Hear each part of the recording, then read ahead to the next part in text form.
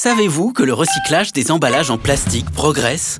Citeo vous présente Le Tour de la question, une série sur l'économie circulaire en France. Aujourd'hui, les défis des emballages en plastique.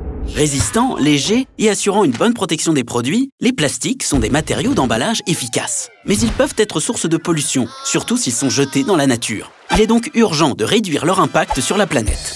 Chaque année, les Français utilisent 5 millions de tonnes d'emballage, dont 1 million en plastique. 90% de ces emballages sont fabriqués avec 5 types de plastique différents pour répondre à plusieurs usages. Par exemple, le pack d'eau est composé d'un film en polyéthylène qui est rétractable et d'une poignée en polypropylène qui apporte une bonne solidité. Certains emballages sont aussi composés de plusieurs matériaux pour bien protéger les produits, ce qui complique leur recyclage.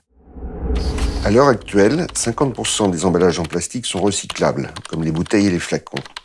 25% nécessitent des améliorations et 25% ne sont pas encore recyclables car trop complexes.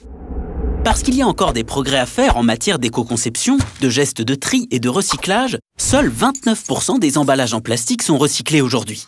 Alors, comment faire pour les recycler plus et réduire leur impact environnemental? Il faut d'abord éco-concevoir les emballages, en réduisant leur poids et leur nombre, notamment grâce au réemploi, qui permet d'utiliser plusieurs fois le même emballage pour le même usage, et en rendant plus d'emballages recyclables.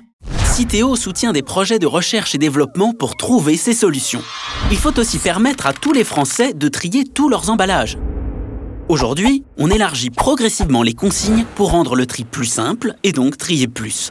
Près d'un Français sur deux peut déjà trier tous ses emballages. Verre, métal, papier carton et plastique. Les bouteilles et flacons, mais aussi les barquettes, pots, sachets et films. Bientôt, tous les Français seront concernés. Troisième action, on améliore les techniques de tri industriel pour un plastique recyclé de meilleure qualité. Les centres de tri s'équipent de technologies innovantes, comme le tri optique et l'intelligence artificielle, pour séparer avec précision les emballages par matière, forme et taille. Puis, ils les regroupent et les orientent vers les bonnes filières pour préparer une matière de qualité qui pourra être recyclée. Enfin, développer les nouvelles technologies de recyclage. Aujourd'hui, 73% des emballages en plastique qui sont recyclés le sont en France, 26% en Europe et 1% ailleurs dans le monde. Les usines de recyclage mécanique les broient en paillettes qui deviendront de nouveaux emballages ou objets.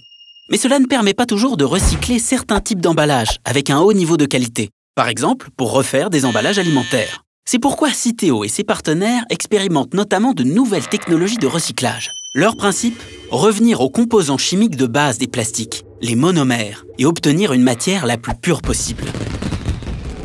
Notre partenariat avec Citeo et de grandes entreprises de l'agroalimentaire et de la plasturgie est un excellent exemple de collaboration entre industriels pour réduire l'impact environnemental des plastiques et développer les capacités de recyclage et l'économie circulaire. Demain comme aujourd'hui, c'est en triant plus et mieux et en continuant d'innover que nous répondrons aux défis des emballages en plastique.